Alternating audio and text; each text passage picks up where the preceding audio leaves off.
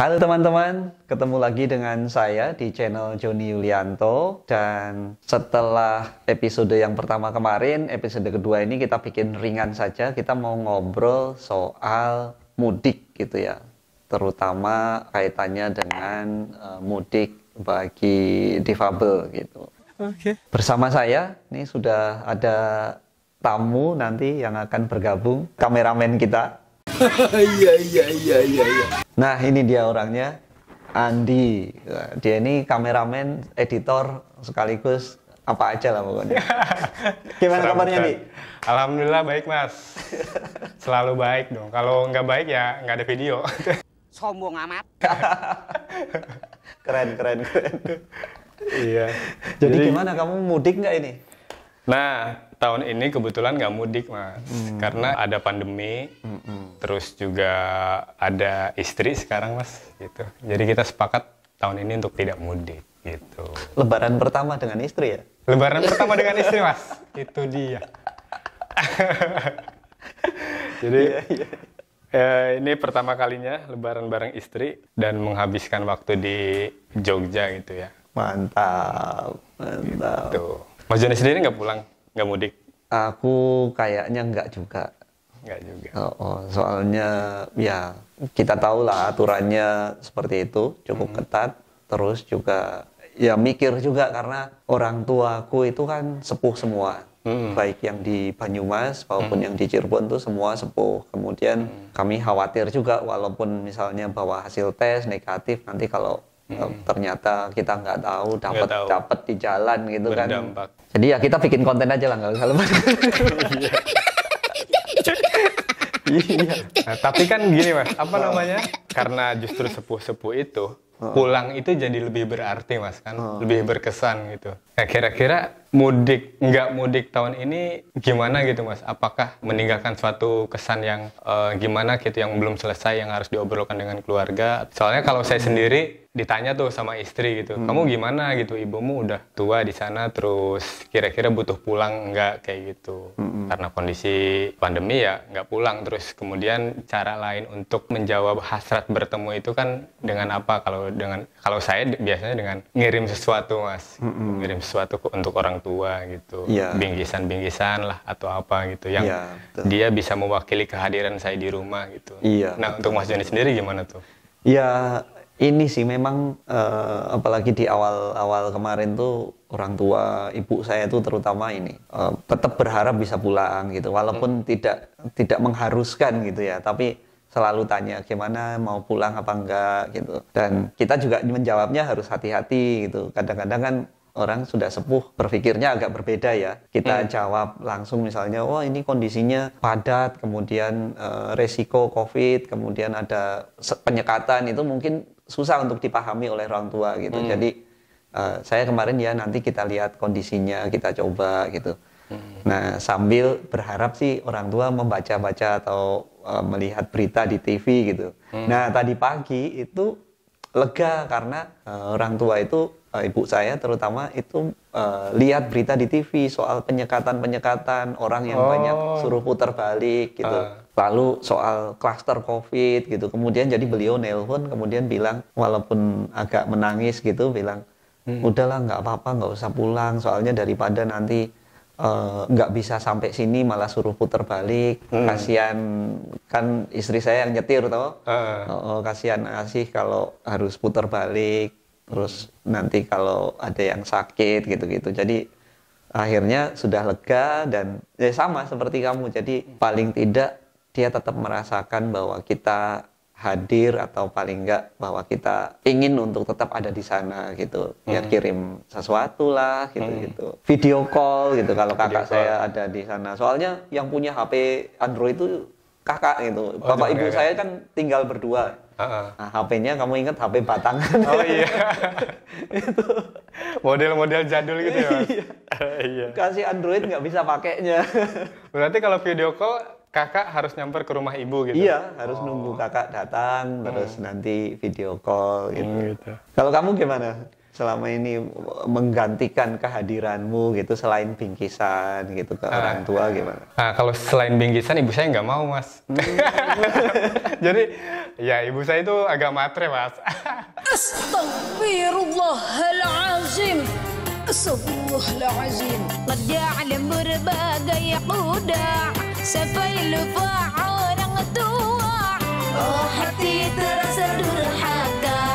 Dan orangnya tuh selengean gitu ya. Jadi ya saya senang juga gitu punya ibu yang selengean terus pinter bercanda gitu ya. Kemarin tuh beliau telepon gitu, telepon ya nanyain soal mudik enggak gitu. Terus saya jawabin yang tadi kan kayak gitu. Kayaknya saya nggak bisa mudik, kemudian saya bikin bingkisan aja. Dia malah seneng, Mas. Ya udah nggak apa-apa gitu. Ya kamu nggak usah mudik, cuma jangan lupa bingkisannya. Yang bilangnya yang gitu, banyak gitu. Bingkisannya yang banyak katanya gitu kan. Aduh, di satu sisi sedih, tapi di satu sisi kok lucu gitu. Sama mungkin ya pas lebaran biasanya video call gitu karena maaf-maafan itu kan, Mas. Nah, sebenarnya banyak orang juga nih, Mas, yang kecewa sama kebijakan soal larangan mudik ini gitu. Kalau Mas Joni sendiri sih gimana? Saya juga kecewa sih sebenarnya ada larangan ini itu. Pengennya sih pulang gitu. Iya sih. Kalau menurutku sebenarnya kecewanya itu karena ini sih yang membuat terasa betul kecewanya itu sebenarnya karena aturannya nggak tegas kayaknya. Jadi artinya berubah-ubah gitu loh. Berubah-ubah dari awalnya itu larangannya mulai tanggal 6 sampai berapa itu 17 kalau nggak salah, terus kemudian dimajuin gitu kan, sempat dimajuin, kemudian sekarang yang tadinya itu nggak bolehnya cuma mudik antar provinsi, kemudian sekarang mudik lokal pun nggak boleh gitu-gitu. Jadi kayaknya nggak dipersiapkan dari awal soal batasan yang boleh dan nggak boleh itu seperti apa. Jadi berubah-ubah dari waktu ke waktu yang bikin orang tuh bingung dan kemudian melihat kayaknya nggak konsisten gitu loh. Itu yang kayaknya membuat ini kecewa gitu. Terkesan serba mendadak ya, Mas? Iya, terkesan serba mendadak dan nggak direncanakan. Ya, menurut saya juga sama sih gitu ya. Banyak orang yang terus kaget-kaget kan. Jadi sebelum ada kebijakan itu kan udah ada bayangan harapan gitu, Mas. Wah, lebaran besok pulang nih ketemu keluarga dan lain-lain. Pulangnya beda kan, bawa istri gitu.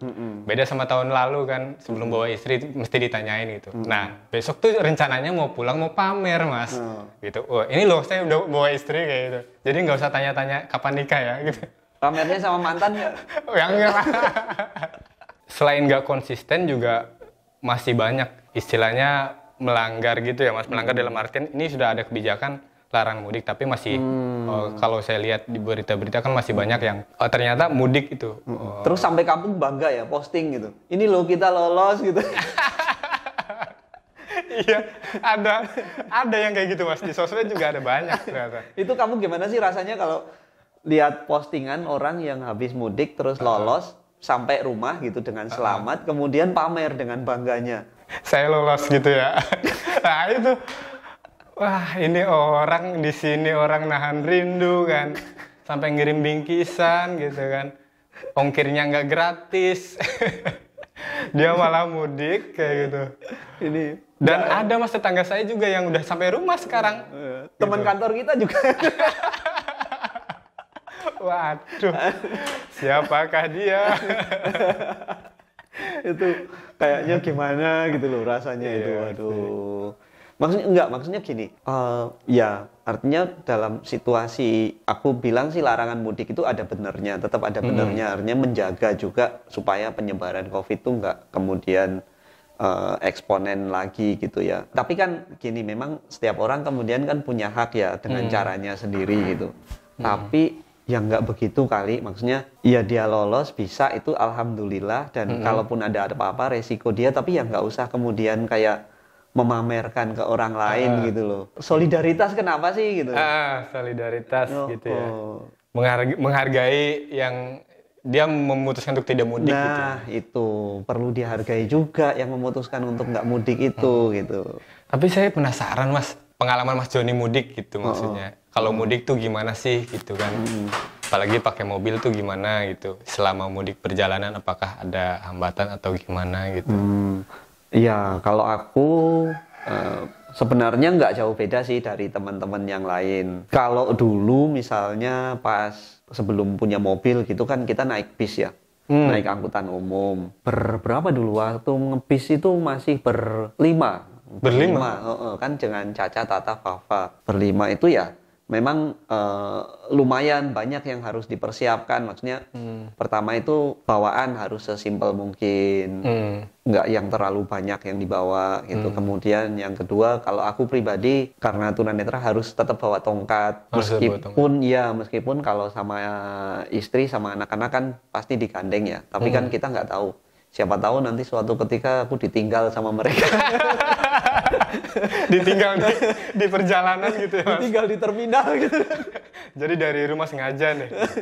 Ayo pokoknya kita atur strategi untuk meninggalkan Mas John di tengah Siapa jalan. tahu gitu. Kita ini harus siap dengan situasi terburuk sekalipun. Enggak, maksudnya kan bisa aja misalnya karena suatu dan lain hal terpisah, misalnya bisnya nggak muat, harus 2 bis yang terpisah gitu misalnya kan.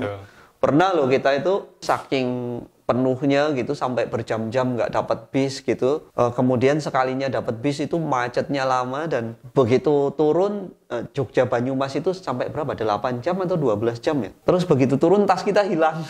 Oh, tas hilang, Mas? Iya. Itu naik bis itu.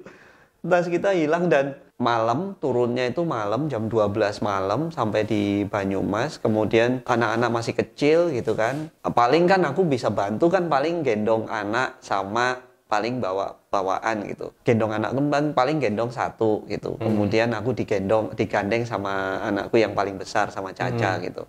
Kemudian Tata sama ibunya sama Tata. Kemudian dia masih harus ngurusin ngambil barang yang di bagasi gitu. Jadi begitu repotnya, kira-kira kalau mudik yang ada difabelnya itu lumayan ribet gitu ya, karena kayak istriku yang satu-satunya yang dewasa selain aku, dia harus membagi perhatian antara paling tidak ngawasi aku biar nggak hilang, ngawasi anak-anaknya gitu kan, terus plus itu mengkondisikan semua barang gitu. Nanti bukannya ke Banyumas malah nyampenya ke Bali ya? Nah itu. Terus aku biasanya ya kalau persiapan yang aku sendiri ya itu selain bawa tongkat, kemudian memastikan barang tuh nggak bawa banyak biasanya, tapi aku selalu nggak pernah bisa lepas dari kebiasaan bawa tas. Tas? Iya, tas kerja itu. Oh, tas kerja. Jadi walaupun di sana nggak dipakai apa-apa, tetap kayaknya bawa. Ada yang kurang. Ada yang kurang gitu. Walaupun di sana ya nggak dikerjain juga gitu, tapi kayaknya gimana gitu kalau nggak bawa gitu. Tetap barang wajib gitu ya. Tadi berarti barang wajib itu tongkat, terus tas. Iya. Nah, kira-kira apa lagi tuh, Mas? Udah kan di tas itu udah semuanya. Oh, udah ada semuanya. Laptop, charger apa semuanya udah di situ. Kayak kantong Doraemon ya. Tapi memang difabel mudik, apalagi kalau naik angkutan umum itu lumayan banyak resikonya sih. Kalau angkutan umum? Iya, kalau angkutan umum. Misalnya mungkin sekarang udah jauh lebih baik ya. Kalau dulu itu copet misalnya. Nah itu aku tuh sudah berapa kali ya HP hilang, terus dompet hilang gara-gara copet gitu-gitu. Jam gitu, tahu-tahu bangun tidur udah nggak ada gitu. Kadang itu kan mereka nggak lihat ya ini difabel apa enggak, atau justru malah melihatnya wah ini mumpung difabel. Iya, gitu. Itu yang sasaran empuk nih gitu. Sasaran empuk. Apalagi kita kalau membayangkan teman-teman yang difabel fisik misalnya, yang difabel fisik itu kan, ya mudik itu kan orang dapat angkutan aja udah untung gitu kan. Jadi gimana mau mikir apa? Dapat space untuk kursi roda misalnya kan. Berarti tadi ada beberapa hal yang memang harus ya Mas, diwaspadai ketika mudik gitu ya. Betul. Kriminalitas di jalan gitu ya. Betul. Kemudian juga ya soal akses ya. Soal akses misalnya. Tapi sekarang mungkin udah jauh lebih baik ya. SPBU toilet, meskipun kayaknya tantangan tuh masih soal aksesibilitas toilet, terutama untuk yang pakai kursi roda gitu. Oh iya, toilet di ini ya, di tiap pemberhentian gitu. Betul. Ya. Kayak Mbak Ipung itu kan masih selalu cerita misalnya kalau dia harus perjalanan ke Jawa Timur misalnya harus nahan pipis berapa jam gitu. Iya ya, gawat juga kalau tempat-tempat kemudian tempat-tempat pemberhentian nggak ada toilet akses gitu ya Mas. Iya, itu benar. tantangan. Cuman kalau pakai kendaraan pribadi ya memang tidak terlalu terasa ya karena bisa ngatur perjalanan sendiri, milih tempat pemberhentian misalnya kalau diperlukan gitu. Dan bisa lewat tol gitu ya lebih cepat ya. Iya betul. Kalau buat kamu ya mudik dengan pandemi ini ya kita tahu kan ini dilarang ya, dianjurkan untuk tidak mudik. Tapi beresiko nggak sih kira-kira? Mudik pandemi ini? Kalau menurut saya sih beresiko gitu Mas. Ya meskipun kita istilahnya didiagnosis negatif gitu ya, tapi kan kemungkinan untuk menularkan itu ada gitu Mas. Oke, saya hari ini sehat gitu, maksudnya sudah sehat dalam artian negatif, tapi bisa aja ternyata di dalam tubuh saya itu menyimpan dan menjaga, menghargai teman-teman yang lain sih gitu, karena mereka sudah berusaha untuk terhindar dari COVID, kemudian gara-gara kita mereka jadi akhirnya kena dampaknya gitu. Betul, iya. Nah itu juga yang aku pikirkan ya, aku sama juga berpikirnya bahwa resikonya cukup besar. Walaupun kita bisa aja misalnya sebelum mudik tes dulu antigen atau ginos gitu kan. Sekarang juga udah lebih murah gitu. Tapi kan setelah kita tes kemudian kita di jalan sampai kita sampai di tujuan itu kan kita nggak tahu ya. Kita lewat di mana aja, kemudian menyentuh apa saja gitu kan nggak pernah kita ketahui. Betul. Jadi bisa saja kita terkena di situ. Dan kalau buat saya yang difabel itu kupikir resikonya 2 kali lipat untuk bisa terkena. Jadi kenapa 2 kali lipat? Kalau kayak gini misalnya kita ya, aku lebih mudah untuk menjaga protokol kesehatan. Kalau di rumah seperti ini ya. Di rumah aku bisa untuk ngatur supaya nggak kemana-mana gitu kan. Kemudian nggak ketemu dengan banyak orang. Kayak aku nggak pergi ini kan bisa lebih mudah ya mengatur untuk misalnya tidak banyak ketemu dengan orang. Kemudian jaga jarak gitu kan, karena orangnya juga sedikit di rumah. Kemudian kalaupun ketemu orang-orang tertentu gitu kan. Cuci tangan dan lain-lain juga tahu semua gitu kan, sudah di rumah sendiri semua fasilitasnya ada gitu kan. Tapi kan begitu pergi walaupun ke rumah orang tua gitu kan, kayak aku yang tunanetra tuh kan nggak mungkin untuk misalnya menghindari bersentuhan dengan orang lain. Nah tetap misalnya ketemu dengan siapa diambil tangannya, diajak salaman kan pasti salaman gitu. Atau misalnya jalan sama siapa, nggak mungkin aku milih-milih jalannya sama anakku tok sama istriku tok gitu kan. Itu kan semua udah di luar kontrol begitu kita mudik atau kemudian ke tempat yang ramai gitu loh. Nah, beda sama kamu, beda sama kalian gitu. Kalian kan tetap mudah untuk memastikan protokol kesehatan tuh tetap jalan gitu. Walaupun juga pasti sulit kan ya ketemu orang dan sebagainya, tapi relatif lebih mudah. Nah, kayak kami ini lebih sulit untuk menjaga hal-hal seperti itu gitu. Kemudian selama perjalanan misalnya, apalagi kalau kita mampir makan dan seterusnya, itu kan cukup sulit untuk nggak menyentuh sesuatu. Hal-hal seperti itu yang lebih membuat berisiko untuk bukan hanya menularkan tapi juga tertular gitu. Gitu. Jadi ya kita nggak tahu gitu ya itu steril atau enggak gitu ya Mas. Nah itu gitu. Betul.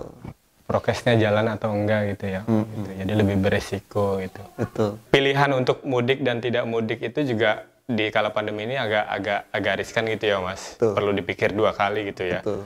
Meskipun ada kendaraan pribadi atau dan sekarang kan akses kendaraan umum nggak ada kan Mas? Iya, betul. Sudah diberhentikan sementara kan, betul. Kayak gitu. Tapi kira-kira apa nih Mas yang bisa, jadi kan orang nggak mudik tuh ngerasa gimana gitu Mas? Nah Mas Joni sendiri gimana tuh? Apa menjawab keinginan untuk pulangnya itu dengan apa gitu? Kalau di sini gitu, apakah jalan-jalan dengan istri, dengan anak-anak gitu, atau bikin acara sendiri di sini gitu? Sementara sih yang baru kepikiran tuh paling ini, kalau istriku paling masak-masak, masakan yang mendekati kalau kita mudik gitu ya, biar sedikit bisa mengobati gitu. Kemudian paling nggak tahu nanti paling jalan-jalan kalau apa memungkinkan gitu ya. Lihat situasi juga. Soalnya juga kan, nah ini yang agak sulit, kayak kami kan juga di sini pendatang, terus nggak punya saudara di sini, jadi terasa sih lebih sepinya itu terasa. Lebih sepinya terasa. Kesepiannya itu loh, kesepiannya itu terasa banget ketika nggak mudik itu.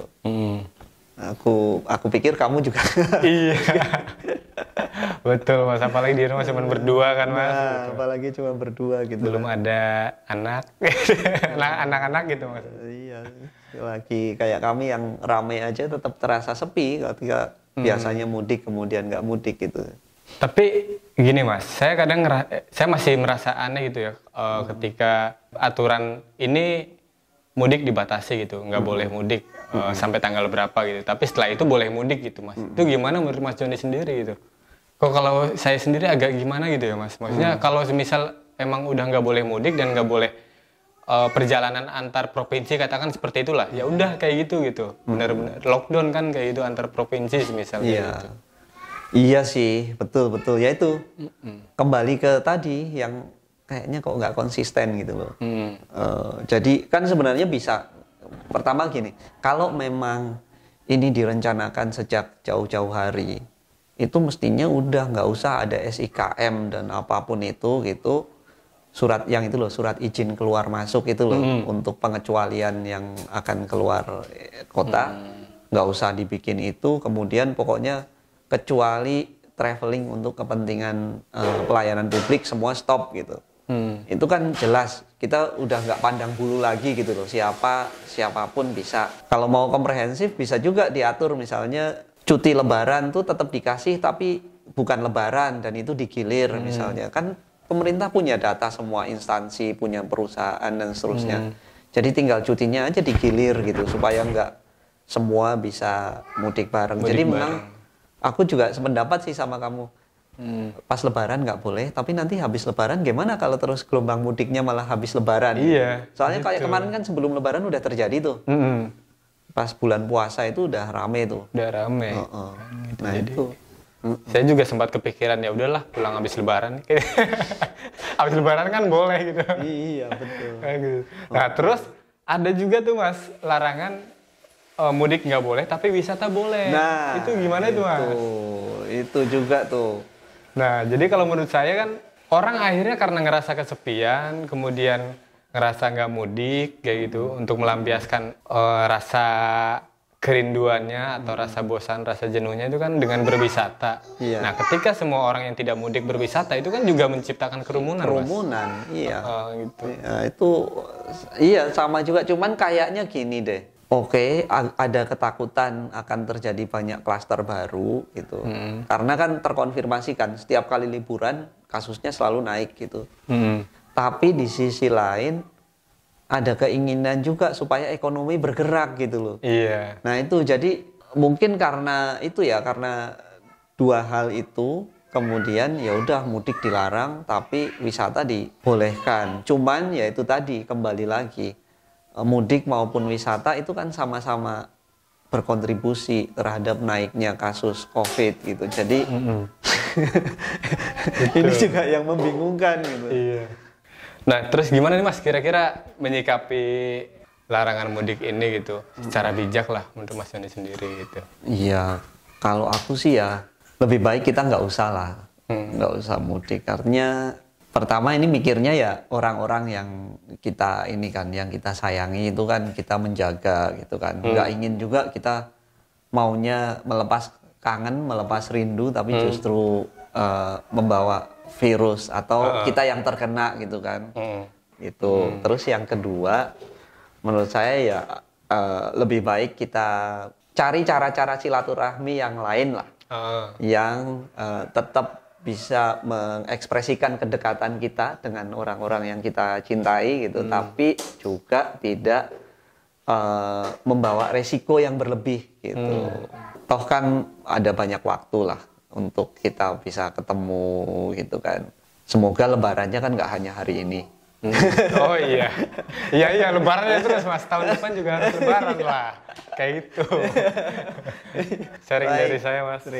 Makasih Iya, banyak Bang. Andi. Menarik Jadi ngobrolnya. teman-teman itu bincang-bincang kita yang intinya pokoknya ya kita mau kasih pesan ke teman-teman semua bahwa pertama Lebaran tuh bukan hanya sekarang. Jadi kalaupun sekarang nggak mudik, masih banyak insya Allah waktu-waktu mudik lain yang bisa kita gunakan.